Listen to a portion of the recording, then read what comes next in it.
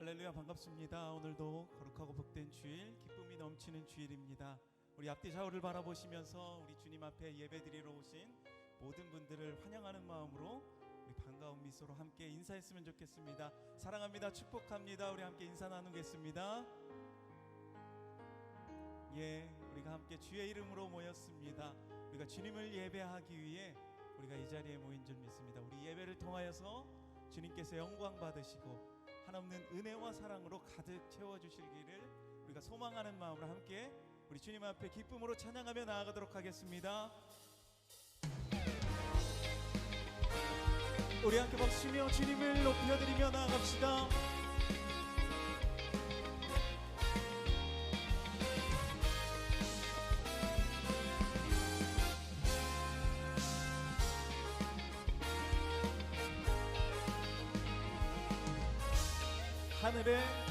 하늘에 가득 찬 영광의 하나님, 온 땅에 충만한 귀하신 하나님, 생명과 빛으로 지혜와 권능으로 언제나 우리를 지키시는 하나님, 주 앞에 나올 때 우리 마음 기쁘고 은혜가 풍성한 구원의 하나님, 자매의 심령에 평안을 주시옵고 그 말씀 따라서 용감하게 하소서.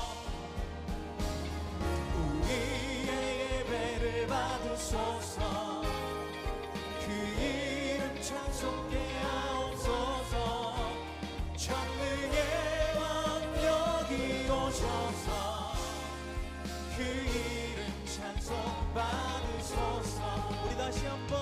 하늘에 가득 찬 영광의 하나님, 온 땅에 충만한 귀하신 하나님, 생명과 빛으로 지혜와 권능으로 언제나 우리를 지키시는 하나님, 주 앞에 나올 때 우리 마음 기쁘고 은혜가 풍성한 구원의 하나님, 자매의 심령에 평안을 주시옵고 그 말씀 따라서 용감하게 하소서. 아멘. 우리의 예배를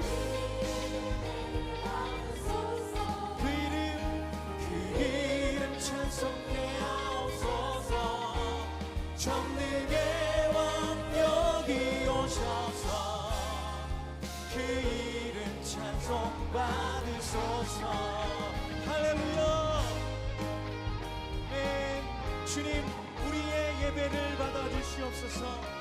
우리의 입술로 우리의 몸으로 찬양하는 이 모든 고백을 주님 받으시고 주님 들어주시옵소서. 우리의 목소리로 우리의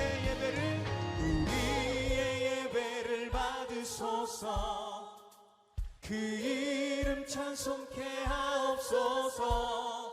전능의 왕 여기 오셔서 그 이름 찬송 받으소서. 우리의 예배를 주님의 이름 전능의 왕 여기 오셔서 그 이름 찬송. 한 번 더. 우리의 예배를 받으소서. 그 이름 찬송케 하옵소서. 전능의 왕 여기 오셔서 그 이름 찬송 받으소서. 할렐루야. 우리 찬양받기 합당하신 주님께 감사와 경배의 박수드립니다. 아멘.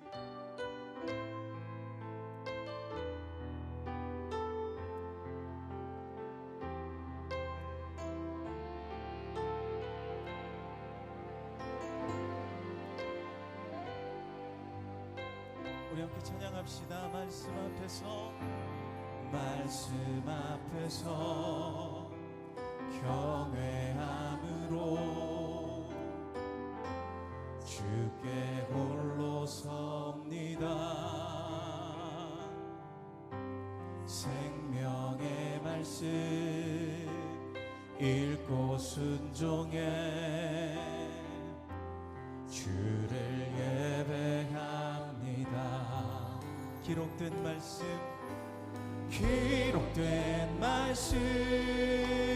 힘이 있어서 진리로 우리 거룩해 하며 거룩한 말씀 세세 영원히 복음이 되어 말씀하시네.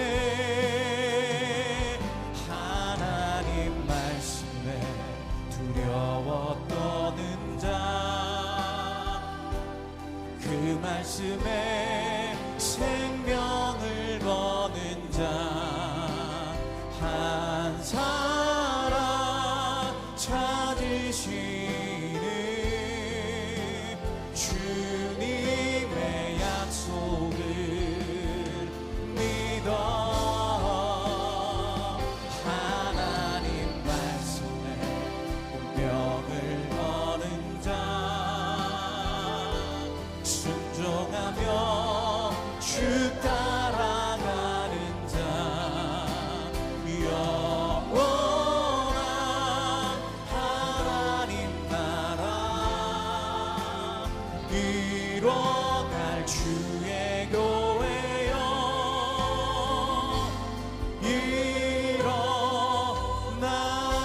일어나라.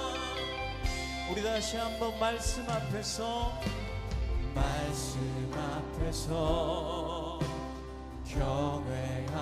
경외함으로 주께 홀로 섭니다.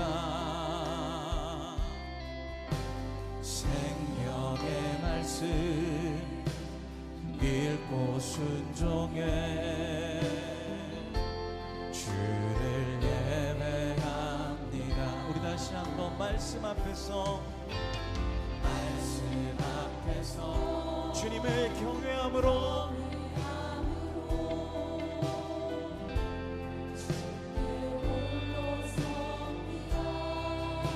생명의 말씀 읽고 순종해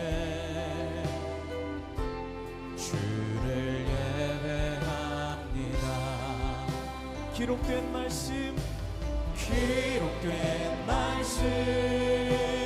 힘이 있어서 진리로 우리 거룩해 하며 거룩한 말씀 세세 영원히 복음이 되어 말씀하시네.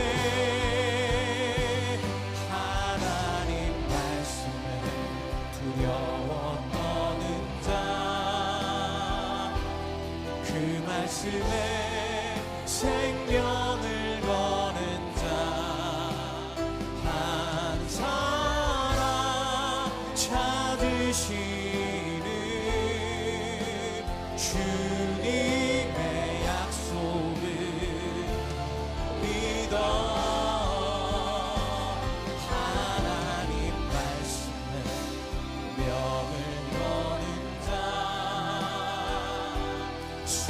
순종하며 주 따라가는 자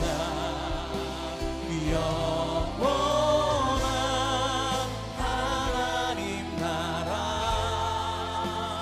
이뤄갈 주의 교회여 우리 다시 한번 두 손 들고 고백합시다. 하나님 말씀에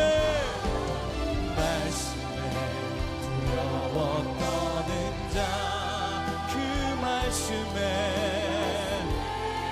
생명을 거는 자 한 사람 찾으시는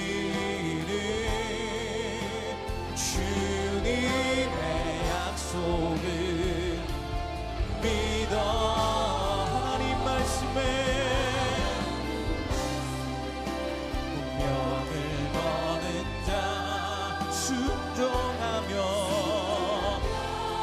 주 따라가는 자 영원한 하나님 나라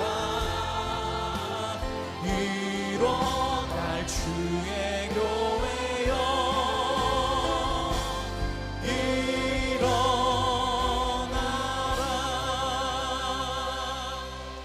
모두 자리에서 일어나셔서 찬양하심으로 주일 예배를 하나님께 드리겠습니다.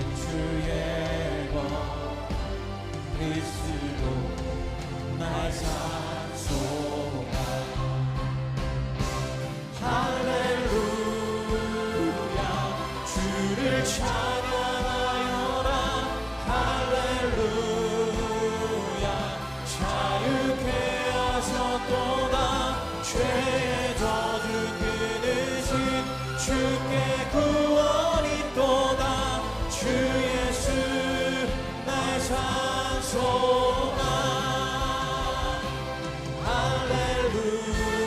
할렐루야 주를 찬양하여라 할렐루야 자유케 하셨도다 죄의 저주 끊으신 주께 구원이 또다 주 예수 날 찬송하 그리스도 날 찬송하 당신은 날 찬송하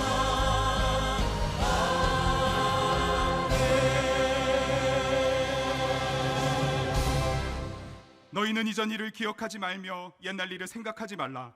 보라, 내가 새 일을 행하리니 이제 나타낼 것이라. 너희가 그것을 알지 못하겠느냐? 반드시 내가 광야의 길을 사막의 강들을 내어 내 백성 내가 택한 자에게 마시게 할 것임이라. 이 백성은 내가 나를 위하여 지었나니 나를 찬송하게 하려 함이니라. 하나님은 영이시니 예배하는 자가 영과 진리로 예배할지니라. 아멘. 사랑하는 성도 여러분, 하나님이 기뻐하시는 예배는 상한 마음과 통회하는 심령이라고 하셨습니다. 이 시간 성령께서 깨닫게 하시는 잘못들을 가지고 진실한 마음으로 각자 입을 열어 참회하는 기도를 드리겠습니다. 하나님 아버지, 주님 앞에 나아갑니다. 주님 우리를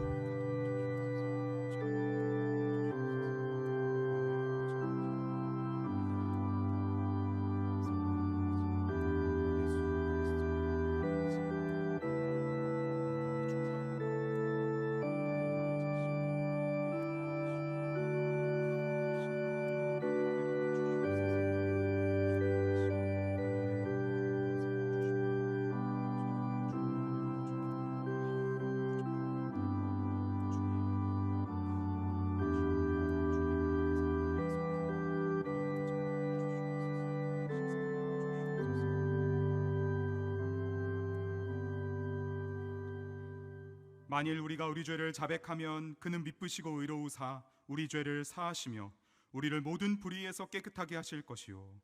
사랑의 주님, 이 놀라운 용서의 은총을 허락하신 것을 감사합니다. 이제는 우리가 법 아래 있지 아니하고 은혜 아래 있기 때문에 더 이상 죄가 우리를 주관치 못하는 줄 믿습니다. 이 시간 우리를 다시 한번 성령으로 강건케 하시고 충만케 하여 주옵소서. 예수님의 이름으로 기도합니다. 아멘. 사도신경으로 신앙을 고백하겠습니다. 나는 전능하신 아버지 하나님 천지의 창조주를 믿습니다. 나는 그의 유일하신 아들 우리 주 예수 그리스도를 믿습니다. 그는 성령으로 잉태되어 동정녀 마리아에게서 나시고 본디오 빌라도에게 고난을 받아 십자가에 못 박혀 죽으시고 장사된 지 사흘 만에 죽은 자 가운데서 다시 살아나셨으며 하늘에 오르시어 전능하신 아버지 하나님 우편에 앉아 계시다가 거기로부터 살아있는 자와 죽은 자를 심판하러 오십니다. 나는 성령을 믿으며 거룩한 공교회와 성도의 교제와 죄를 용서받는 것과 몸의 부활과 영생을 믿습니다. 아멘. 자리에 앉으셔서 함께 찬송하겠습니다.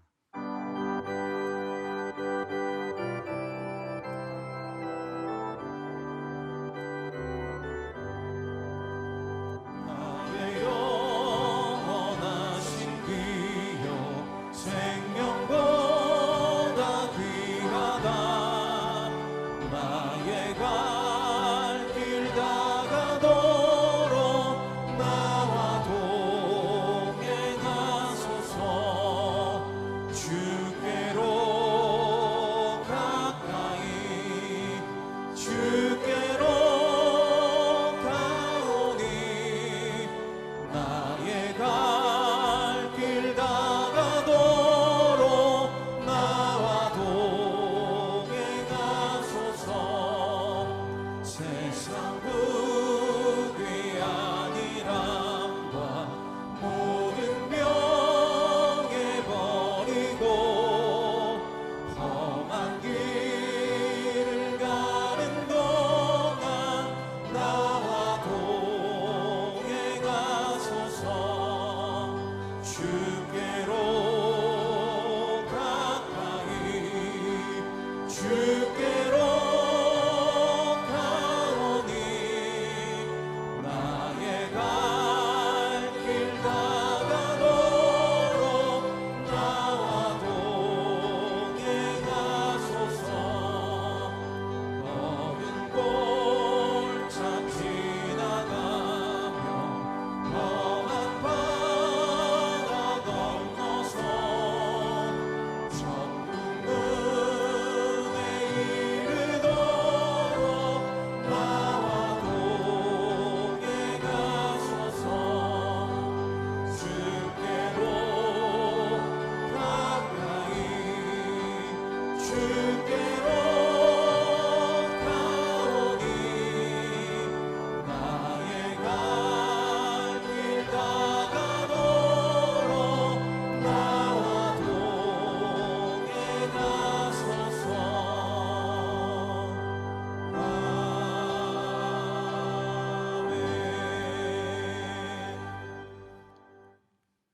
우주 만물을 창조하시고 생사화복을 주장하신 전능하신 하나님 아버지, 거룩한 주일을 맞이하여 사랑스러운 주님의 자녀들이 마음과 뜻과 정성을 다하여 예배드리게 하시니 감사합니다. 이 예배를 기뻐 받아주시고 주님 홀로 영광 받으시옵소서. 24년 새해 시작이 엊그제 같은데 벌써 전반기를 마무리하는 6월이 되었습니다.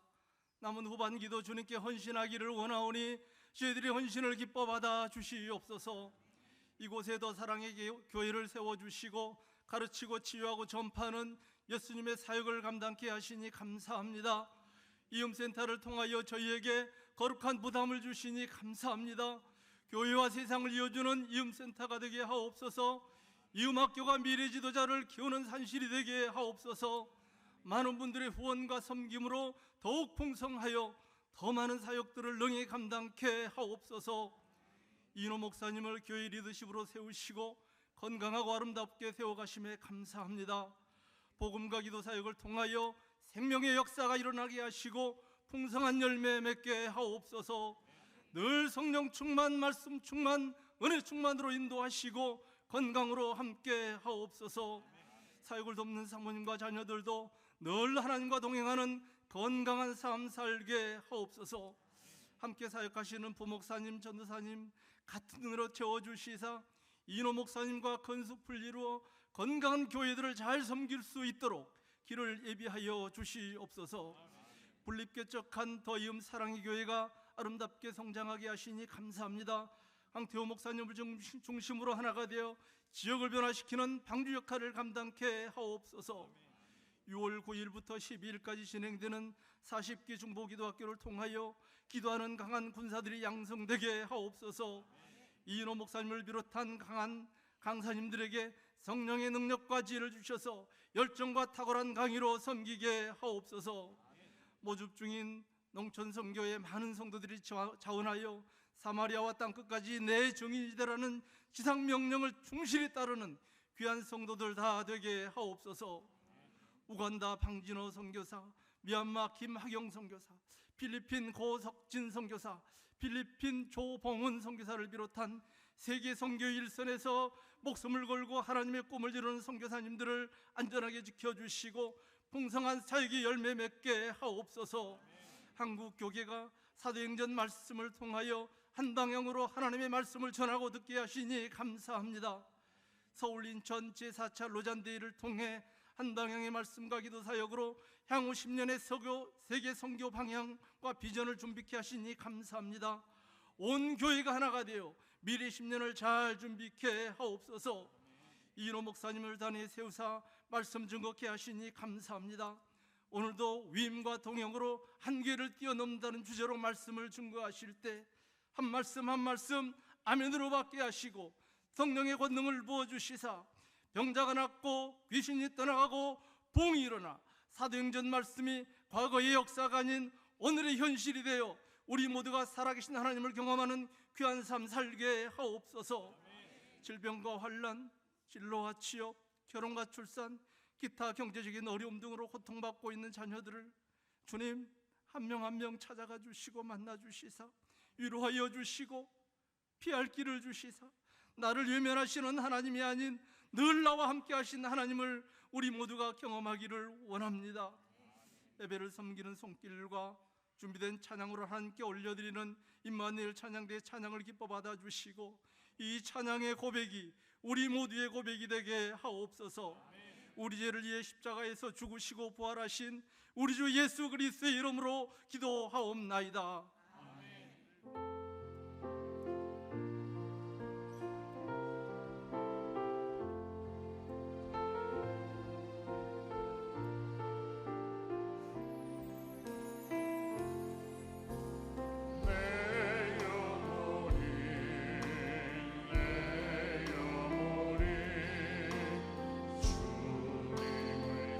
찬양하며 기뻐합니다.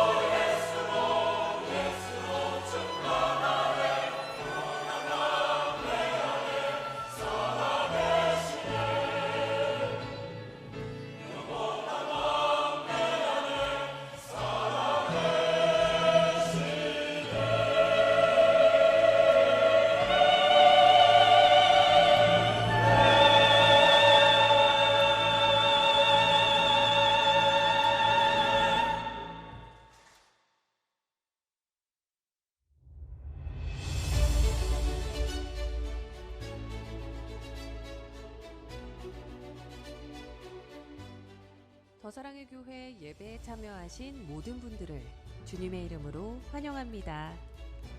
새로 오신 분은 예배가 끝난 직후 3층 새가족실에 오셔서 등록해 주시면 감사하겠습니다. 가등록 후 담당 교역자의 등록 신방을 받으시면 정식 등록교인이 됩니다. 또한 주일학교 미취학 부서는 교회 본당 1층과 지하에서, 유년부에서 고등부까지는 교회에서 100m 떨어진 이음센터에서 진행됩니다. 이음센터 1층에는 성도들이 교제할 수 있는 이음 카페와 소그룹실들이 있고 기독 대안학교인 이음학교와 상담실도 운영하고 있습니다. 홈페이지를 통해 온라인으로도 새가족 등록을 하실 수 있습니다. 또한 주일학교와 훈련, 목양, 봉사에 대한 자세한 교회 생활 안내는 홈페이지를 이용해 주시기 바랍니다. 오늘 새가족방 강의는 1과입니다. 아기랑 엄마랑 하나님이랑 함께하는 제20기 더사랑 아기학교가 하나님이 만드신 세상이라는 주제로 은혜 가운데 수료 예배를 드렸습니다. 은혜를 부어주신 하나님께 감사드리며 기도해주신 성도님들께 감사드립니다. 상반기 학습, 세례, 입교, 유아 세례식이 어제 오후 은혜와 기쁨 가운데 진행되었습니다. 20명의 아기들이 유아 세례를 받았으며 학습과 세례, 입교 모두 90여 명의 성도들이 하나님과 교회 앞에서 예수님을 구주로 고백하는 축복의 시간이었습니다. 믿음 가운데 견고히 서도록 기도해 주시고 축복해 주시기 바랍니다. 오늘 드리는 비전 헌금은 이음센터를 위한 한평 헌금으로 드립니다. 다음 세대와 지역사회 섬김을 위한 비전에 성도님들의 많은 참여를 바랍니다. 지역사회와 함께하는 더 콘서트가 6월 21일 금요일에 진행됩니다. 교회 홈페이지 또는 주보, 포스터, 현수막에 있는 QR코드를 통해 신청하실 수 있으며 이메일로 경연 영상을 제출해 주셔야 신청이 완료됩니다.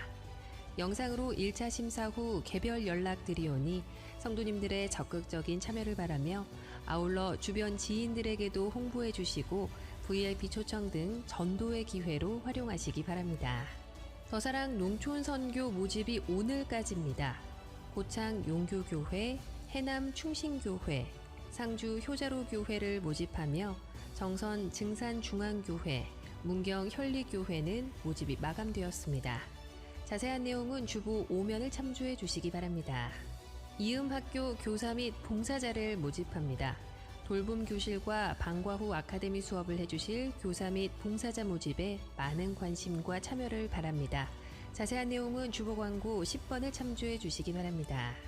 미래준비팀 청년부 여름사역 일정 및 장소, 섬김이 모집, 교역자 및 직원 교우 동정은 주보를 참조해 주시기 바랍니다.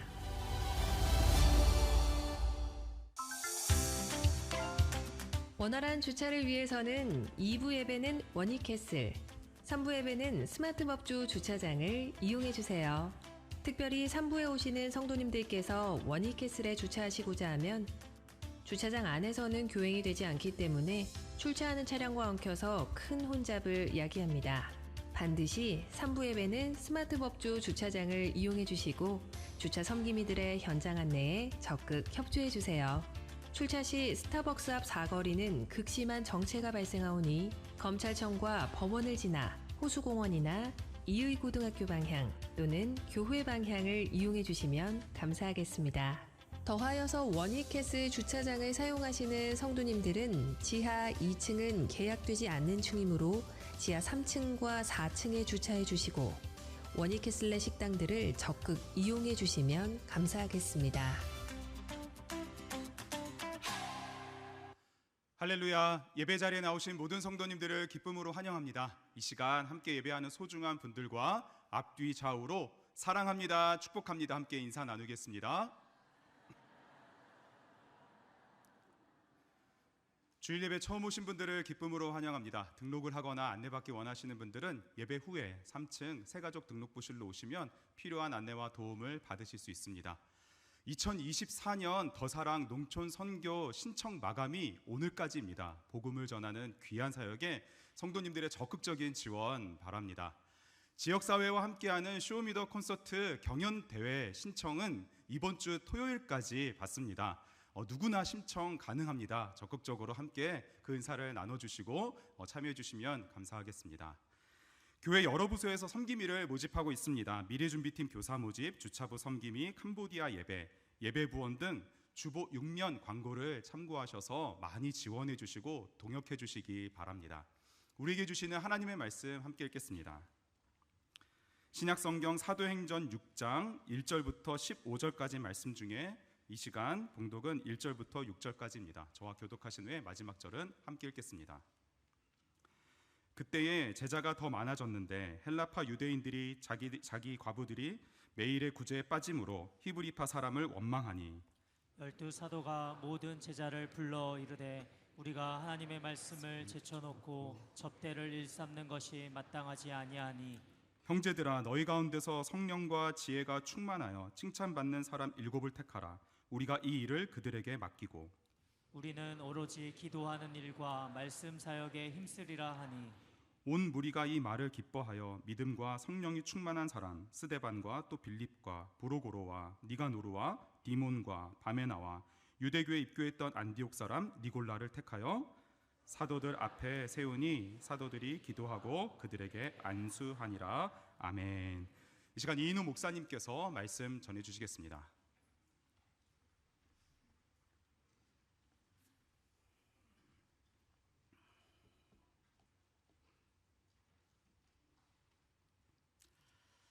게임을 보면 쉼없이 장애물이 나오고 그것을 넘으면 또 더 높은 난이도의 장애물이 등장하죠. 근데 이 사도행전을 보면은 마치 장애물 게임을 하는 것 같습니다. 마귀는 계속 사도들이 그리스도의 복음을 말하지 못하도록 장애물을 놓죠. 말로 협박을 하기도 하고 채찍질해서 굴욕을 주기도 하고 공동체 내적으로 아나니아 삽비라와 같은 위선의 누룩을 심어놓기도 하고 쉼없이 복음의 전진을 가로막는 장애물이 등장하는데 사도들은 계속 성령의 능력으로 그것을 뛰어넘고 전진하는 내용이 나와 있어요. 오늘 본문도 마찬가지입니다. 여전히 복음의 전진을 가로막는 장애물이 등장하고 그것을 또 뛰어넘는 내용이에요. 그런 면에서 오늘 그들이 만난 장애물이 무엇인지 그리고 그것을 어떻게 뛰어넘는지 한번 생각해 보려고 합니다. 오늘 본문을 바라보면서 우리가 던질 수 있는 첫 번째 질문은 바쁜 일에 장애물을 그들이 어떻게 뛰어넘는가 하는 것입니다. 자, 한번 1절을 같이 보겠습니다. 시작. 그때 제자가 더 많아졌는데 헬라파 유대인들이 자기의 과부들이 매일의 구제에 빠짐으로 히브리파 사람을 원망하니 네, 제자가 더 많아졌다는 것은 교회가 성장했다는 것이죠. 그런데 문제가 생겼습니다. 헬라파 유대인들이 자기의 과부들이 매일 구제에 빠지니까 히브리파 유대인들을 원망하는 일이 생긴 것이죠. 여기 헬라파 유대인, 히브리파 유대인 이런 용어가 나오는데 헬라파는 외국에 어떤 이유로 조상이 포로로 디아스포라 흩어졌든지 어떤 이유로 외국에서 아주 오랫동안 살다가 신앙의 열정으로 예루살렘으로 돌아온 유대인들을 가리킵니다. 그러니까 그들이 외국에서 태어나서 오랫동안 살다가 고국으로 돌아오다 보니까 고국의 언어, 이 당시 대부분 아람어를 썼는데 아람어를 잘 못하는 것이죠. 그리고 대신에 헬라어에 능통한 사람들입니다.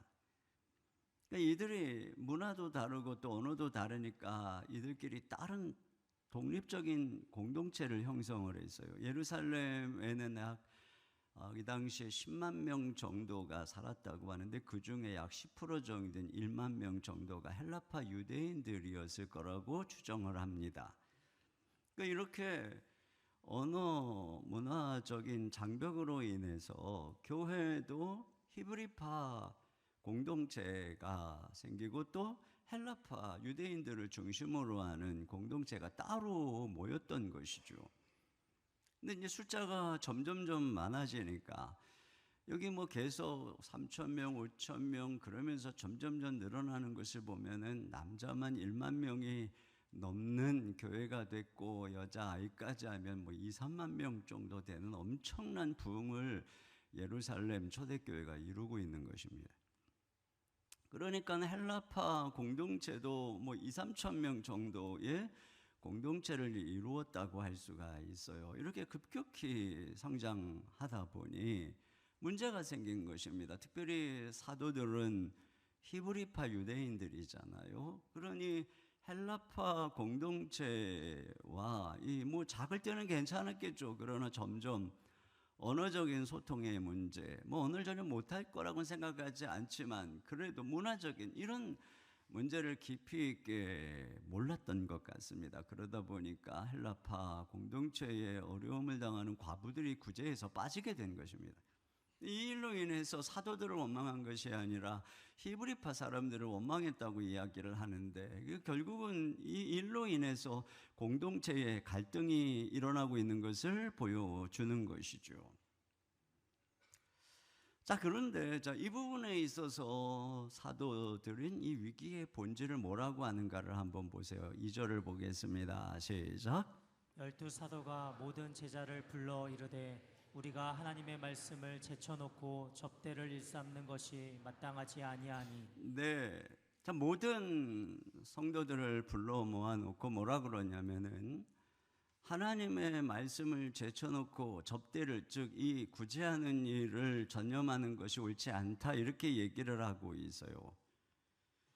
그러니까 지금 이 문제를 해결을 하려면 이 사도들이 지금 엄청나게 일이 많은 것이죠. 그리고 그 일을 해결하려면 결과적으로는 말씀을 제쳐놓게 됐다는 것입니다. 근데 그건 옳지 않다는 것이죠. 그러니까 문제가 지금 어디에서 생겼다고 하는 것이냐면은 다시 이 복음을 전하고 가르치는 이 부분에 있어서 문제가 생긴 것이에요. 그러니까 여기 지금 위기가 바로 그것입니다. 여러분, 지금 계속되는 싸움이 뭐냐면은 그들은 계속 말씀을 전하지 못하게 하는 것이에요. 그러나 그런 협박에도 불구하고 사도들이 어떻게 했느냐? 앞에 5장 42절 다 같이요. 시작. 그들이 날마다 성전에 있든지 집에 있든지 예수는 그리스도라고 가르치기와 전도하기를 그치지 아니하니라. 네. 그러니까 이게 지금 싸움에서 이겼다는 것이에요. 협박과 핍박에도 불구하고 예수는 그리스도라고, 이 사도기, 그들은 사도들입니다. 이렇게 가르치고 전했습니다. 그런데 지금은 상황이 협박도 아니에요, 핍박도 아니에요. 교회가 너무나 성장해서 바쁘다 보니까 그 많은 문제들을 해결하느라고 정작 사도들이 예수가 그리스도라고 가르치고 전파하는 이걸 할 시간이 없게 됐다는 것입니다. 이게 또 다른 위기가 온 것이죠. 바쁜 일이, 많은 사역이 이 복음의 엄청난 장애물이 되고 있는 것을 말해 주는 것입니다. 언젠가 고 옥하는 목사님이 그런 말씀을 하셔서 교인들이 점점점 많아지다 보니 사랑의 교회가 소문이 나고 그러다 보니 교회 내적으로 외적으로 요구가 많아지고 점점 바빠진 것입니다. 너무나 정신없이 바쁜 어느 날 옥하는 목사님이 마귀가 목사님을 째려보는 것을 보고 있는 것을 느꼈대요. 영적인 느낌이겠죠. 근데 마귀가 정신없이 바빠서 말씀에 집중하지 못하고 있는 목사님을 보고서는 너무 좋아서 웃고 있더라는 것입니다. 그때 목사님이 정신을 바짝 차리고 그때서부터 그 이후로 주일 한 편의 설교를 준비하기 위해서 30시간 이상 준비하지 않고 설교한 날이 하루도 없다고 말씀을 하십니다. 사랑의 교회하고 옥하는 목사님의 영향은 바로 여기에 있었던 것이죠. 말씀 사역에 실패하지 않았던 것입니다. 코르텐 붐이 이런 얘기를 했어요. 사탄은 우리가 계획을 세울 때 미소 짓는다. 그리고 우리가 정신없이 바쁠 때 크게 웃는다. 지금 사도들이 그런 위기에 빠진 것입니다. 자, 그런데 이런 위기를 어떻게 돌파하는가 보세요. 3절 4절입니다. 시작. 형제들아, 너희 가운데서 성령과 지혜가 충만하여 칭찬받는 사람 7을 택하라. 우리가 이 일을 그들에게 맡기고 우리는 오로지 기도하는 일과 말씀 사역에 힘쓰리라 하니 네. 자, 이 바쁜 일을 함께 분담할 일곱을 택하라는 것입니다. 그러면 그들에게 자신들의 이 사역을 위임하겠다 이렇게 말을 하고 있어요. 여러분 여기 보면 앞에서는 말씀을 전파하는 일에 여러 가지 어려움과 한계가 왔을 때에 그들은 능력을 달라고 기도했어요. 용기를 달라고, 능력을 달라고 그렇게 기도를 했습니다. 그런데 이번에는 이 바쁜 일들을, 이 수많은 일들을 능히 해결할 능력을 달라고 기도하지 않습니다. 주님, 그들까지 돌볼 수 있는 왕성한 체력을 주십시오. 분신술을 허락해 주십시오. 언어적인 문화적인 장벽을 이길 수 있는 능력을 주십시오. 이렇게 기도하지 않고 대신에 어떻게 하고 있냐면은 그 일을 함께 할 수 있는 사람을 세워 주십시오. 그래서 자기들이 하던 그 중요한 일을 그들과 나누는 것입니다. 여러분, 그러니까 우리가 어떤 일을 내가 다 열심히 다 한다고 그것이 많은 일을 한다고 하나님의 능력은 아닌 것이죠. 오히려 우리가 위임에서 동역자들과 함께 일할 때 이런 일의 한계를, 여러분 급한 일의 여러 한계를 뛰어넘을 수 있다는 것입니다. 여러분, 모세가 생각이 나죠. 그가 하루 종일 혼자서 그 수많은 백성들의 송사를 다루느라고 고생하는 것을 보고 그의 장인 이드로가 조언을 합니다. 출애굽기 18장 17, 18절 다 같이요. 시작. 모세의 장인이 그에게 이르되 내가 하는 것이 옳지 못하도다. 너와 또 너와 함께한 이 백성이 필경 기력이 쇠하리니 이 일이 내게 너무 중함이라 네가 혼자 할 수 없으리라. 네. 그래서 혼자 네가 지금 절대 일 못한다. 너 쓰러진다. 그러면서 21, 22절입니다. 시작. 너는 또 온 백성 가운데서 능력 있는 사람들 곧 하나님을 두려워하며 진실하며 불의한 이익을 미워하는 자를 살펴서 백성 위에 세워 천부장과 백부장과 50부장과 10부장을 삼아 그들이 때를 따라 백성을 재판하게 하라. 큰 일은 모두 내게 가져갈 것이요 작은 일은 모두 그들이 스스로 재판할 것이니 그리하면 그들이 너와 함께 담당할 것인즉 일이 내게 쉬우리라. 네, 앞에서 그러죠. 혼자서 하면 힘들다. 그런데 이제 여기 22절 마지막에 그들이 너와 함께 담당하면 일이 내게 쉬워질 것이다. 이렇게 얘기를 합니다. 그러니까 우리가 위임의 지혜를 배워야 한다는 것이죠. 모든 일을 혼자 하려고 하지 말고 함께 할 줄 알아야 된다는 것입니다. 1800년경에 나폴레옹이 승승장구하니까 오스트리아, 영국, 러시아가 삼국의 동맹을 맺어서 50만의 군대가 나폴레옹의 군대와 맞서게 됐습니다. 근데 그때 나폴레옹의 군대는 7만 명이었는데 나폴레옹의 군대는 그들이 예측할 수 없는 곳에 나타나고 매우 빠르게 이동해서 너무 이동이 빠르니까 7만이 훨씬 몇 배의 효과를 가져온 게 된 것이죠. 그래서 50만을 이긴 것이에요. 그 승리의 핵심이 빠른 이동인데 이렇게 빠르게 이동할 수 있는 이유가 뭐라고 얘기를 하냐면 나폴레옹이 이 지휘관, 장군들에게 임무를 주고 그들이 알아서 임무를 완수하도록 훈련을 했다는 것입니다.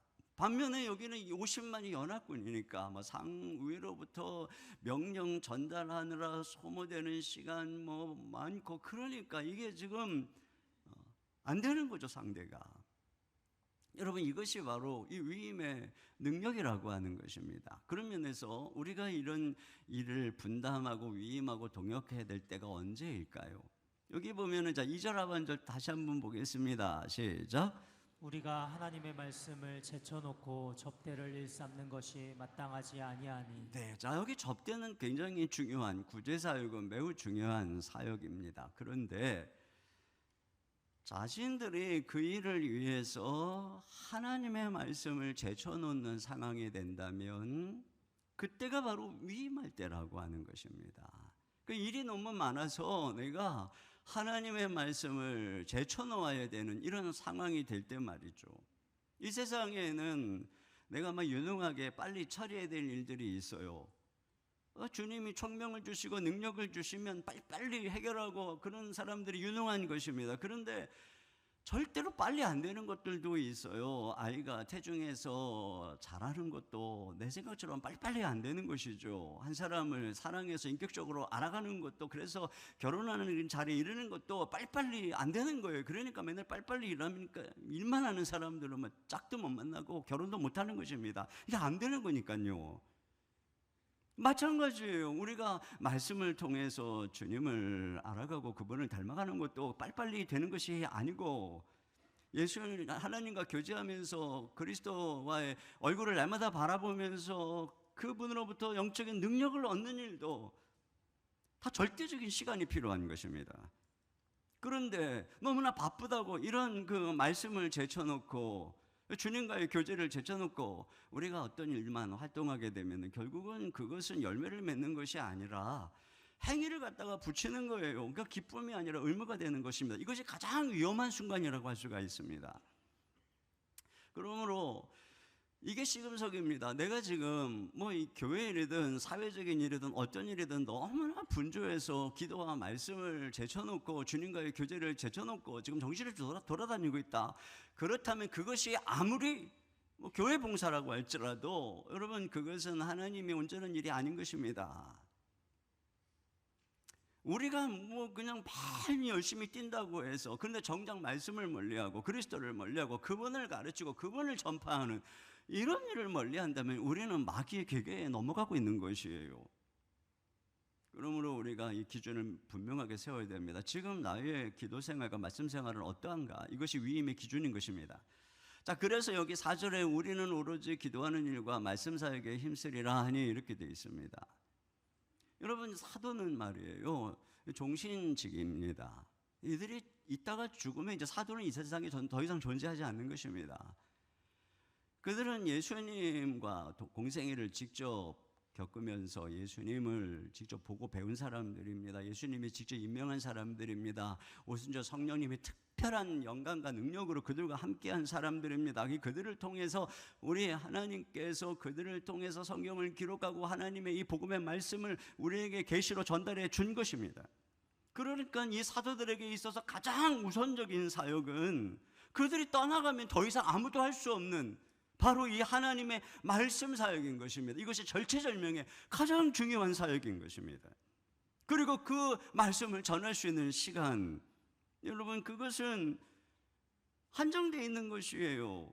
그렇기 때문에 이 자기의 한정되어진 시간 속에서 내가 이런 시간들을 어떻게 확보할까, 이것을 위해서 내가 기도하는 시간을 어떻게 확보할 것인가, 이것이 굉장히 중요한 것인데 그걸 지금 사도들이 위임을 통해서 그렇게 했다는 것입니다. 여러분, 모세도 말이에요, 그렇게 위임을 하고 그 다음 19장부터 나오는 것이 그가 그 시내산 꼭대기에 올라가 가지고 40일 동안 하나님 앞에 가서 이 율법을 받아서 내려오는 거예요. 그걸 통해서 모세 오경을 기록하고 이스라엘의 기틀을 만들어가는 것입니다.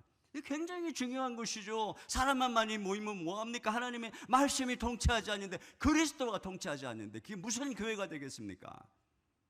교회의 최우선 사역은 복음, 말씀에 있는 것입니다. 두 번째로, 두 번째 질문은 이것입니다. 직분과 제도 안에 안주하는 장애물을 어떻게 뛰어넘을 수 있을까 하는 것입니다. 여러분, 제가 이런 질문을 던진 이유가 있어요. 이 본문을 볼 때 의아한 점이 뭐냐면, 기껏 구제할 일꾼들을, 이 일을 담당할 위임할 일꾼들을 세워놓았는데 정작 그 다음에 나오는 그들의 이야기가 나와요. 이제 스데반 얘기가 나오고 빌립 얘기가 나오는데, 그것은 그들이 어떻게 구제 사역을 효율적으로 했는가, 이 얘기가 나오는 것이 아니라 그들이 어떻게 말씀 전파에 힘을 썼는가, 이 얘기가 나와요. 그래서 이제 뒤에 보면 오늘 여기 스데반의 이야기가 나오는데, 자, 8절 같이 보겠습니다. 시작. 스데반이 은혜와 권능이 충만하여 큰 기사와 표적을 민간에 행하니. 네, 지금 이 스데반이 구제 사역을 하라고 맡겨놨더니 무슨 일을 하고 있는가? 이 내용 말이죠. 은혜와 권능이 충만해서 큰 기사와 표적을 민간에 행했다. 이것은 그동안 사도들만 행하던 일입니다. 그런데 지금 그런 사도적인 일을 스데반이 하고 있는 것이고, 뒤에 보면은 빌립도 그렇게 하고 있어요. 이것은 이들이 지금 그들이 소속된 헬라 공동체 내에서 거의 사도적인 역할을 하고 있다는 것을 암시해 주는 것입니다.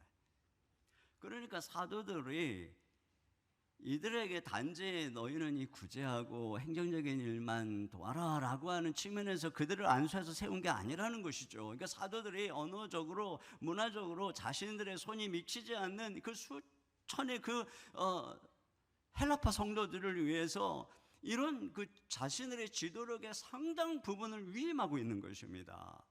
그래서 여기 지금 세워진 사람들의 이름을 한번 보세요. 5절을 같이 한번 보겠습니다. 시작. 온 무리가 이 말을 기뻐하여 믿음과 성령이 충만한 사람 스데반과 또 빌립과 브로고로와 니가노르와 디몬과 바메나와 유대교에 입교했던 안디옥 사람 니골라를 택하여. 이들이 다 지금 헬라 이름이에요.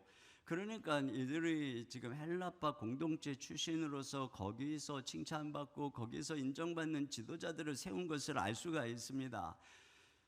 그러므로 그들을 사도들이 안수해서 헬라파 공동체의 지도자로 세운 것이에요. 그리고 그들이 거기서 사도적인 일을 위임받아서 하고 있는 것입니다. 여러분, 이 사도적인 능력과 그들의 위임받은 이 구제 사역은 어떤 연관이 있을까요? 앞에 사도들이 어떻게 구제 사역을 했는가를 한번 보십시오. 사도행전 2장 43절부터 45절입니다. 시작. 사람마다 두려워하는데 사도들로 말미암아 기사와 표적이 많이 나타나니 믿는 사람이 다 함께 있어 모든 물건을 서로 통용하고 또 재산과 소유를 팔아 각 사람의 필요를 따라 나눠주며. 네, 지금 사도들을 통해서 기사와 표적이 일어나고 그렇게 함으로써 부활하신 주님의 살아계심을 증거하니까 거기서부터 믿음이 생기고 은혜가 충만했던 성도들이 예수 그리스도께서 하신 것처럼 모든 것들을 내어주고 서로 유무상통하면서 나누기 시작한 것입니다. 이것이 바로 이 구제사역의 시작인 것이었어요. 또 사도행전 4장 33절부터 35절입니다. 시작. 사도들이 큰 권능으로 주 예수의 부활을 증언하니 무리가 큰 은혜를 받아 그 중에 가난한 사람이 없으니 이는 밭과 집 있는 자는 팔아 그 방것의 값을 가져다가 사도들의 발 앞에 두매 그들이 각 사람의 필요를 따라 나누어 줌이라. 네, 바로 이것이에요. 그러니까 지금 이 사도들이 여기 지금 7명의 일꾼에게 이 구제 사역을 맡긴 것은 단순히 사도들이 이렇게 모아준 헌금을 가지고 너네 이거 좀 잘 관리하고 잘 나눠줘라 라고 하는 그러한 재정적인 행정적인 일만 하고 있는 것이 아닌 것이에요. 그들이 헬라파 공동체 내에서 이렇게 사도들처럼 사역을 하고 그 사역의 결과 은혜 받은 성도들이 소유를 나누어서 그들 발 앞에 내어놓을 때 그것을 잘 관리해서 너희 가운데 있는 헬라파 과부들 어려운 사람들에게 나누어줘라, 그것이에요. 그러니까 이것은 너는 지금 이 구제만 해라, 우리는 말씀 사역만 하겠다, 이런 이분법적인 이런 구분이 아니라는 것이에요.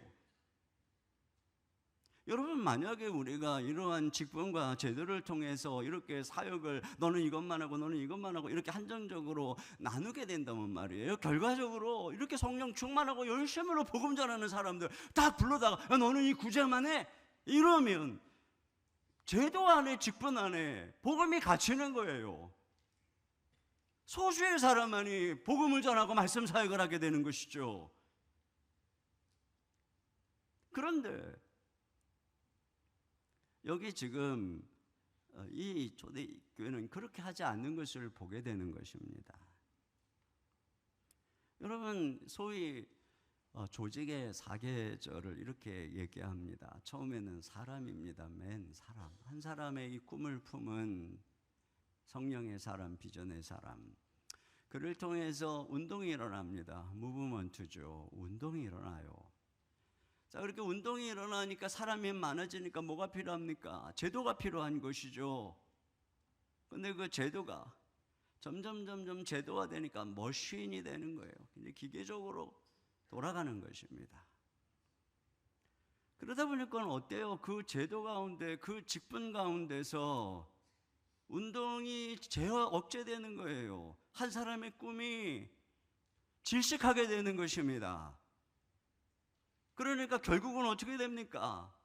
모니먼트, 기념관이 돼버리는 것이에요. 이것이 지금 일어나고 있는 이 교회의 문제죠. 운동을 극대화하고 그것을 돕기 위해서 직분을 세우고 제도를 만들었는데 오히려 그 제도와 직분이 운동을 제한하는 역효과가 나는 것입니다. 오늘날 이런 일들이 얼마나 많이 일어나고 있습니까? 교회 안에 있는 직분 제도가 오히려 이 복음의 운동성을 약화시키고 많은 일꾼들이 그 직분과 제도 안에 숨어서 본인들에게 주어진 사명을 등한히 하고 있는 일들이 얼마나 많은지 몰라요.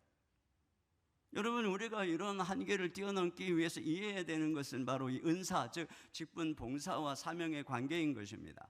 여러분, 우리의 은사는 몸을 세우기 위해서 하나님이 우리 모든 사람들 지체들에게 주시는 재능인 것입니다. 그래서 우리는 그 은사를 따라서 봉사를 하고 또 직분을 받기도 하고 그래서 몸된 교회를 섬기는 것입니다. 그런데 사명이라고 하는 것은 우리가 어떤 은사를 가지고 어떤 직분을 갖고 봉사를 하든 공동체 구성원이면 모두가 다 누구나 다 해야 되는 이 복음 전파의 의무인 것이죠. 그것을 말하는 것입니다. 물론 우리가 우리의 은사를 가지고 이 복음 전파를 효율적으로 다 각자에게 주어진 기질과 환경을 따라서 전할 수 있겠죠. 그러나 기억해야 될 것은 교회 봉사와 복음 전도의 사명은 엄연히 다른 것입니다.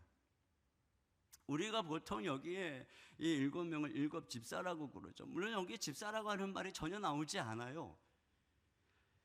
그런데 여기서 우리는 이 집사의 기원을 찾게 됩니다. 근데 이 본문을 진정 집사의 이 평신도의 어떤 그 지도자의 지초로 본다면 초대교회는 그가 무슨 직분을 맡든 무슨 은사가 있든 기본적으로 다 말씀 전파에 힘썼다는 거예요. 그걸 우리가 배울 수 있는 것이죠. 여러분, 특전사 같은 곳에 가면은 그 다 훈련받는 것이 헬기에서 낙하산 타고 뛰어내리는 그런 공중 낙하 훈련을 하게 되는데, 그 정기적인 훈련에 그 부대 소속이면은 그가 무슨 일을 하든 무슨 사무실에서 행정적인 일을 하는 그런 사람도 다 그 훈련에 참여합니다. 어떤 커피 만드는 회사는 그 디자이너를 채용했는데 그에게도 바리스타 교육을 다 시키더라는 것이죠. 같은 기본적인 스피릿을 가져야 되는 거죠. 또 어떤 회사는 기본적으로 모든 직원들에게 다 영업을 뛰게 합니다. 그래서 관리직에 누군가 세우는 사람도 기본적으로 다 영업 경험이 있거나 거기서 탁월한 실적이 있는 사람들을 지도자로 세운다는 것이죠. 이거 공통점이 무엇입니까? 각각이 은사를 따른 업무가 다 다르지만 모두가 해야 되는 공동체의 생존을 위해서 모두가 참여해야 되는 일이 있다는 것입니다. 그래야지만 그 회사의 생존이 가능하고 그 회사가 생존할 때 비로소 내가 디자이너도 할 수 있는 것이고 사무 행정도 할 수 있는 것이 아니겠습니까? 교회도 마찬가지인 것이에요. 그리스도께서 우리에게 주신 사명은 이 십자가의 부활의 복음을 전하라는 것입니다. 우리가 이 말씀 사역을 통해서 복음을 전할 때 사람들이 그리스도를 만나게 되는 것이고 그때의 구원을 받게 되는 것이고 그리스도의 통치가 시작되는 것이고 공동체가 세워지게 되는 것이죠. 그러니까 이와 같은 말씀이 왕성할 때에 주의 나라가 힘있게 세워지는 것입니다. 여기 7절 상반절 한번 읽어보겠습니다. 시작. 하나님의 말씀이 점점 왕성하여 예루살렘에 있는 제자의 수가 더 심히 많아지고. 그렇죠. 그러니까 예수가 그리스도라고 전하고 가르치고 하는 이 말씀 사역을 열심히 할수록 성도 수가 많아진다는 것이에요. 이것이 기본이라고 하는 것입니다. 그런데 우리가 가장 기본적인 사명을 다 뒤로하고 그저 내가 내 공동체 내에서 나는 그냥 그래도 시간 내서 안내하잖아. 나는 시간 내서 청소도 하잖아. 그러면서 그것이 우리의 전부라고 생각한다면 우리 교회 안에 그래도 믿음이 있다고 하는 사람들이 많은 사람보다 낫지만 그런 분들이 그러한 직분과 은사를 다 숨어버리고 사명을 등한시하면 결국은 교회는 시간이 가면 갈수록 사라질 수밖에 없는 것입니다. 그런 면에서 여기 일꾼을 뽑는 자격을 한번 보세요. 여기 3절 보시니까 뭐라 그래요? 성령과 지혜가 충만하여 칭찬받는 사람.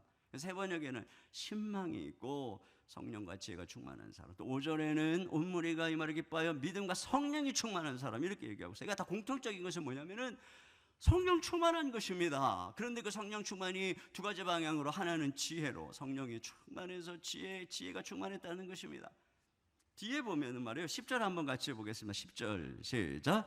스데반이 지혜와 성령으로 말함을 그들이 능히 당하지 못하여. 네. 그러니까 이와 같은 거예요. 성령으로 충만해서 하나님의 말씀 복음으로 그들과 변증하고 그들을 설득하고 그 제사장들이 예수 믿게 하고 말이죠. 또 이 성령 충만하면 믿음과 연결이 되는 것이에요. 믿음이 있다라고 하는 것은 누구보다 하나님을 신뢰하고 그분을 의뢰하는 것입니다.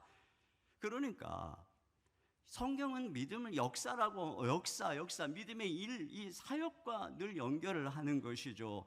그러니까 하나님 나라의 일을 감당하는 직분자들은 자신의 이성과 합리와 계산보다 믿음을 앞세워서 그 믿음으로 전진하고 도전할 줄 알아야 된다는 것입니다. 하나님의 말씀을 전할 줄 알아야 되고 믿음으로 도전할 줄 알아야 되고, 여러분 일꾼들이 그래야 주의 나라가 힘있게 전진하고 세워지는 것이지, 그냥 다 주어진 일 갖고 나는 그냥 앉아서 사무 행정만 하겠습니다. 그러면 교회가 세워지겠습니까? 그러니까 하나님의 일꾼을 세울 때에는 이와 같이 성령 충만해서 지혜와 믿음이 충만한, 그래서 결국은 복음 전파에 앞장서가고 주의 나라를 세워가는 일에 앞장서는 사람들을 세우는 것입니다. 여러분 그런 면에서 여기 사도들이 한 말을 다시 생각해 봐야 돼요. 4절 한 번 더 보겠습니다. 시작. 우리는 오로지 기도하는 일과 말씀 사역에 힘쓰리라 하니. 이 말씀을 보고서 이 말씀인 것처럼 우리 목사님들은 이 사도들처럼 기도와 말씀 사역에 전무하고 우리는, 우리 집사들은 그러기 위해서 행정적인 일을 돕는 거야. 물론 그 부분이 없잖아 이쪽. 그런데 여러분 여기서 지금 그렇게 이분법적으로 얘기하고 있는 것이 아닙니다. 이 사도직의 계승은 단지 목사가 하는 것이 아니에요. 그것은 교회가 하는 것입니다. 이 사도들이 가지고 있는 우선순위는 교회의 우선순위인 것입니다. 그러므로 교회가 무슨 일을 하든지 기도하는 일과 말씀을 제쳐놓는 이 사역은 있을 수가 없다는 것이에요. 그래서 여기 보면은 계속 여러분이 지금 주목을 해서 보셨겠지만 사도행전은 다 성도들을 제자라고 부릅니다. 제자들이 많아졌다. 사도만이 주님의 제자가 아니라는 거예요. 모든 성도가 다 주님의 제자라고 하는 것입니다. 그래서 우리 교회가 모든 성도들을 제자훈련에 참여하게 하고 훈련을 시키고, 그래서 우리 교회 중직자들은 다 제자훈련을 받은 사람들입니다. 그래서 우리 교회 안수집사, 시무권사, 시무장로님들은 모두 다 제자훈련을 받고 사역훈련을 받고 전도파 훈련을 받고 중보기도 훈련을 받고 지금 다 순장으로 섬기며 본질적으로 말씀 사역에 전념하고 있는 것이죠. 여러분 이것이 우리 모든 성도들의 기본적인 부르심인 것이에요. 그러므로 여러분 우리가 이 싸움을 알아야 되는 것입니다. 이 싸움, 교회의 진정한 싸움은 이 복음을, 말씀을 전하는가 아닌가 여기에 있는 거예요. 아무리 열심히 한다 할지라도 정작 복음이 증거되지 않는다면 지고 있는 것입니다. 제도 안에 머물러서 우리가 사명을 등하냐고 때문에 지는 것입니다.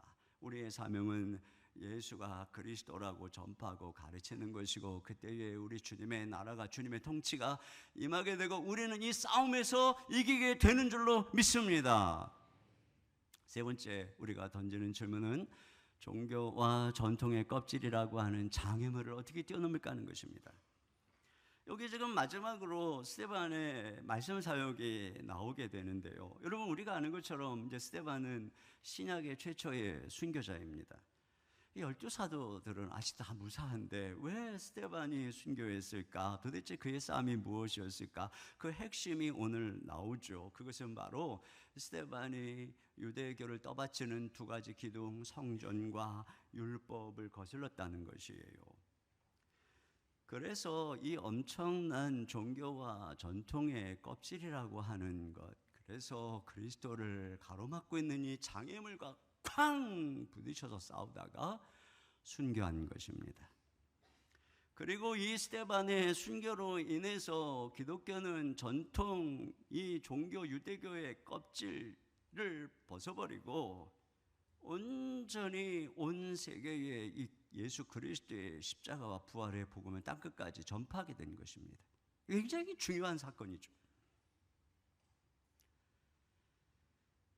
자, 여기 스데반이 힘있게 민간에서 기사와 표적을 행하는데 논쟁이 일어납니다. 여기 지금 스데반과 격렬하게 논쟁을 벌이는 사람들을 보면은 지금 스데반의 사역의 장이 어디인가를 알게 하는데 한번 구절을 같이 보겠습니다. 시작.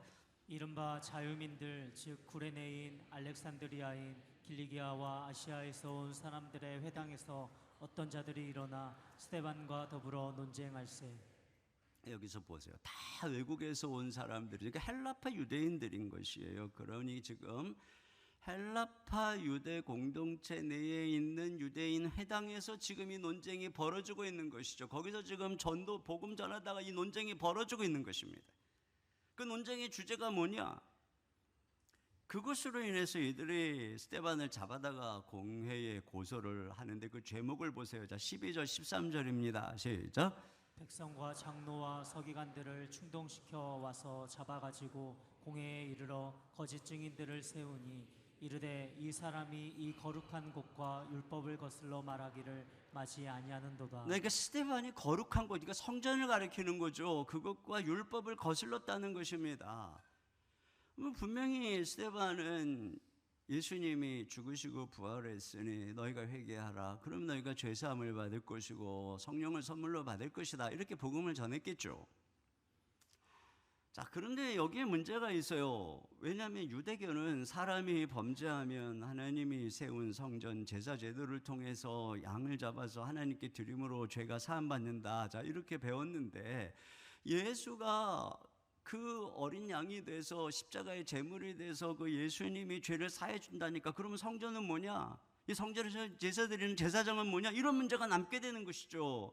이에 대해서 스데반은 아주 날카롭게 예수님이 성전의 완성이심을, 그분이 제물이시고 그분이 제사가 되시고 그분이 제사장이 되셔서 말이죠, 그렇게 완성한 분이고 예수님이 율법의 완성이다. 이건 논증한 것입니다. 여러분, 이건 굉장히 위험한 것이죠. 왜냐하면 예수님이 그런 죄목으로 죽으셨기 때문에 그렇습니다.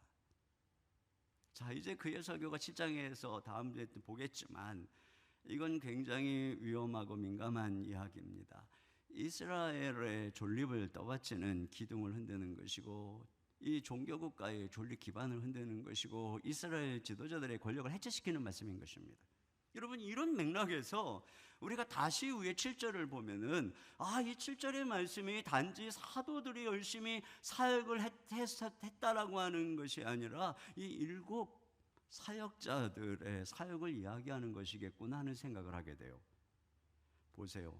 자, 6절 7절을 같이 보겠습니다. 시작. 사도들 앞에 세우니 사도들이 기도하고 그들에게 안수하니라. 하나님의 말씀이 점점 왕성하여 예루살렘에 있는 제자의 수가 더 심히 많아지고 허다한 제사장의 무리도 이 도에 복종하니라. 네, 여기 주목할 게 뭐냐면 허다한 제사장의 무리가 이 도에 복종했다는 것이에요.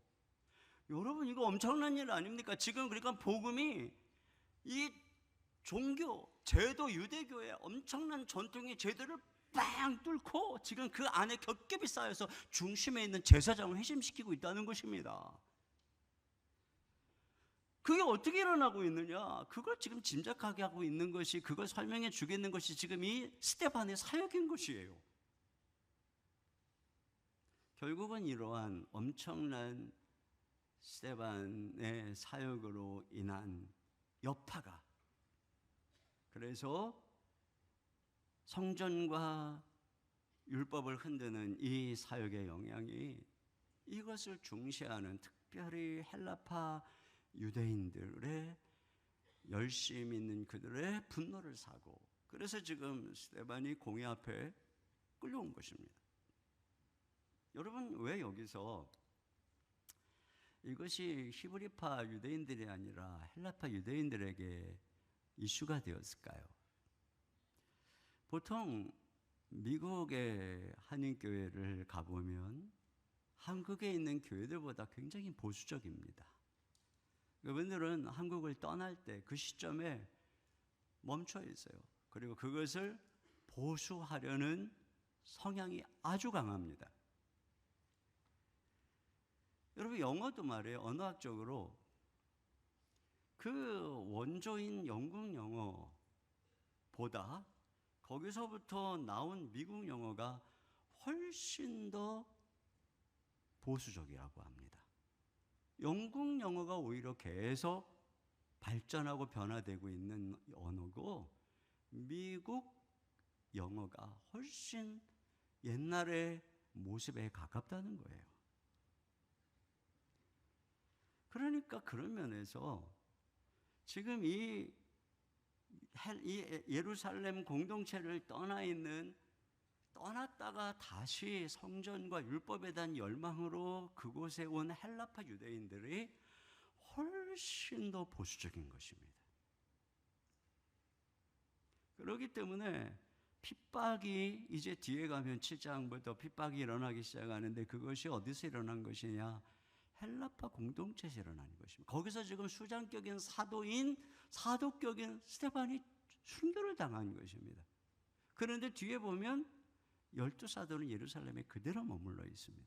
모든 교회가 다 도망가고 잔멸하고 막 죽임을 당하고 있는데 12사도는 그대로 머물러 있습니다. 더 뒤에 가보면 예루살렘의 교회가 여전히 존재하고 있는 것을 보게 됩니다.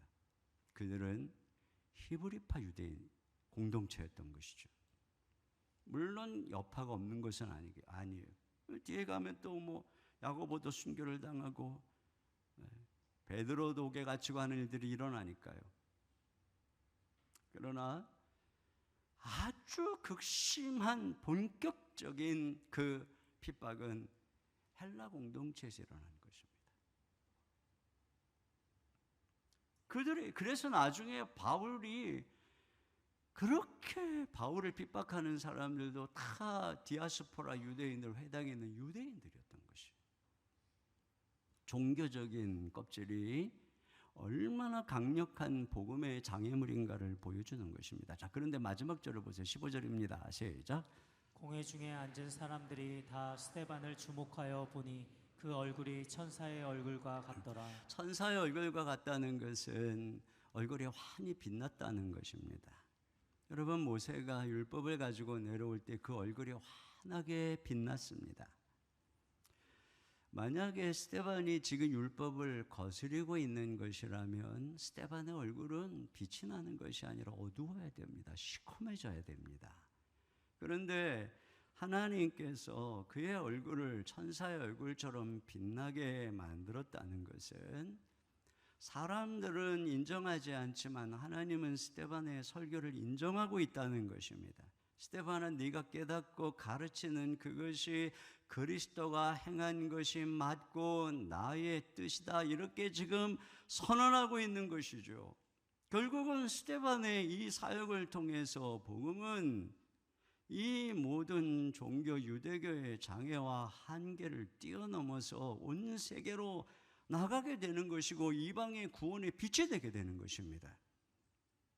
여러분, 여기서 우리가 그 부분을 이제 다음부터 보게 될 것이고, 이 종교 제도와 전통의 껍질이 얼마나 복음의 강력한 장애물이 되는가를 알아야 합니다. 얼마나 많은 사람들이 그런 종교 문화 전통에 안주하면서 자기들의 행위를 의로 여기고 마치 자기들이 구원받은 것처럼 착각하는지 몰라요. 교회를 나오고 세례를 받고 예배에 참석하고 헌금도 하고 모든 종교적인 활동을 함으로써 나는 천국에 가는 것을 굳게 확신하고 있는 사람들이 얼마나 많은지 몰라요. 그러나 여러분, 종교는 어떤 한 사람도 거듭나게 할 수가 없는 것입니다. 여기 제사장도 이 믿음의 도에 복종했다고 하죠. 믿어야 되는 것입니다. 거듭나지 않은 채 종교 문화의 껍질 안에서 나는 안전하다 생각하는 것처럼 위험한 일이 없어요. 인간의 행위와 종교 생활로 하나님의 죄에 대한 진노에서 벗어나려고 하는 것은 위에서부터 내려오는 진노의 거대한 바위덩어리를 거미줄로 막아보려 하는 것과 같은 것입니다. 통계에 의하면 오늘날 교회에 다니는 많은 사람들 중에 한 번도 거듭난 경험이 없는 명목적 신자가 50%가 넘는다고 합니다. 주일학교 때부터 교회 나오고 주일 성수하고, 그럼에도 불구하고 한 번도 예수 그리스도의 복음을 제대로 듣고 그분을 만난 적이 없다는 것이 그저 종교 문화 가운데 있다는 것입니다. 매우 무서운 일이죠. 이 종교 문화라고 하는 것에 눈이 가려져서 진정 내가 예수 그리스도 그분을 못 보는 것입니다. 여러분은 정말 거듭났습니까? 여러분은 복음을 들었습니까? 여러분은 예수님을 만났습니까? 예수 그리스도 그분만이 여러분을 구원해 주시는 것이고, 그 예수님이 내 삶의 주인이 되었을 때에 내 삶이 그분 안에서 하나님의 계획 속에 주님이 예비하신 풍성한 삶으로 걸어가게 되는 것입니다. 모두 다 예수 그리스도 그분을 만나고 구원받으시기를 주님의 이름으로 축원합니다. 결론입니다. 여러분, 우리가 바쁜 일로 가장 중요한 본질 말씀을 제쳐놓아서는 안 됩니다. 그러면 싸움에 지고 있는 것입니다. 직분과 제도 안에 숨어서 사명을 등한히 하면 안 됩니다. 그러면 우리는 마귀에게 지고 있는 것입니다. 우리의 종교생활 제도 안에서 내가 어떤 행동을 하기 때문에 내가 구원받을 줄 착각하면 안 됩니다. 오직 예수님만이 우리의 구원자입니다. 이 껍질을 깨고 복음이 증거되어야 되는 것입니다. 그러기 위해서 여러분, 우리에게 능력이 필요한 것입니다. 지금 보세요. 이 세상에서 교회가 이런 존재로 살아가기 위해서는 지금처럼 적당히 그렇게 살아서는 안 되는 것이, 이들 모두가 다 성령 충만하잖아요. 성령의 권능으로, 그분의 은혜로, 믿음으로, 지혜로 충만한 것입니다. 그 권능으로 이 모든 능력을 행하는 것입니다. 이 차이밖에 없어요. 그러니까 우리도 성령의 능력을 구해야 되는 것입니다. 주여, 우리에게 성령의 권능을 부어 주시옵소서. 예수 이름으로 명할 때 귀신이 떠나가게 하여 주시옵소서. 손을 얹어 기도할 때 병든 자가 일어나게 해 주시옵소서. 예수의 이름으로 기적과 표적이 나타나게 해 주시옵소서. 담대하게 주의 복음을, 주 예수 그리스도의 복음을 증거하게 해 주시옵소서. 능력을 주시옵소서. 이 기도가 우리의 매일매일의 기도가 되어지시기를 주님의 이름으로 축원합니다. 우리 시간에 같이 성령이여 임하소서, 우리 찬양 같이 부르도록 하겠습니다. 우리 박수 치면서 성령이여 임하여 주옵소서. 우리가 이 어려운 시대에 우리의 힘으로는 이기지 못합니다. 우리에게 능력을 부어 주시옵소서. 우리 이런 고백을 가지고 함께 박수 치며 힘차게 찬양 드리겠습니다.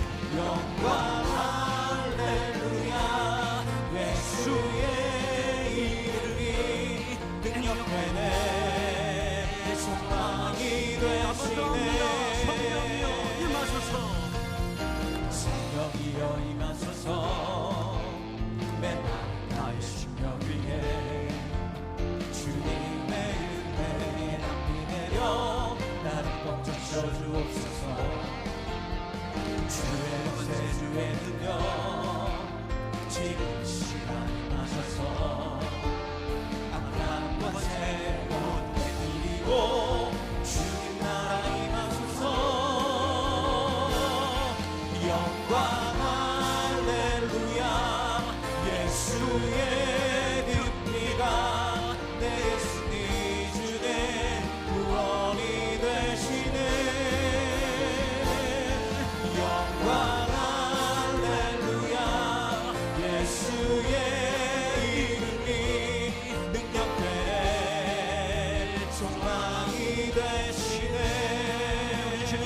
박수 올려드립니다. 우리 시간에 함께 큰 목소리로 같이 기도 제목을 읽고 한 목소리로 기도하겠습니다. 같이 읽겠습니다. 말씀은 제쳐놓고 바쁜 일과 많은 사역을 혼자 감당하는 것이 아니라 동역자들에게 일을 분담하고 위임할 수 있는 지혜와 능력을 배우게 하소서. 아멘. 직분과 제도 안에 머무르고 안주하는 것이 아니라 복음 전파의 사명을 담당하는 교회와 온 성도 되게 하소서. 성령과 지혜로 충만케 하소서. 아멘. 복음의 가장 강력한 장애물인 종교와 전통의 껍질을 깨뜨리고 오직 예수님 안에서 참된 구원을 경험하며 복음이 힘있게 증거되게 하소서. 성령의 능력을 부어주소서. 아멘. 우리 같이 한 목소리로 기도하겠습니다. 하나님 아버지, 참으로 감사합니다.